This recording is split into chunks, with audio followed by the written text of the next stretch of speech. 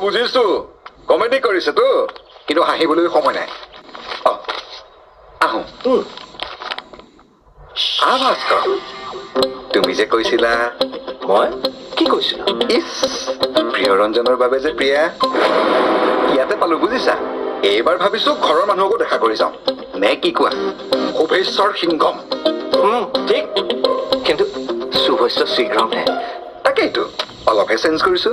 ভাল শুনিছতো আহো কি হ'ল শুনিলিতো বিগত ফোনত ঠাণ্ডা কৰা প্লেন কৰিছিলোহে এতিয়া আকৌ ৰাইভেল ল'লেহি বাদ দে এইটো কোন ছোৱালীয়ে ঘাঁহ মানে পাত্তা দিব তই ঘৰত কথাটো কৈ দে আন্টি আহি প্ৰপ'জেলটো দিয়ক চাম নহয় তোৰ নিচিনা ল'ৰা এটাক কোনে ৰিজেক্ট কৰে নহয় এতিয়া কথাটো অকল মোৰ ভাল পোৱাতে ৰৈ থকা নাই দেউতাই কৈছিল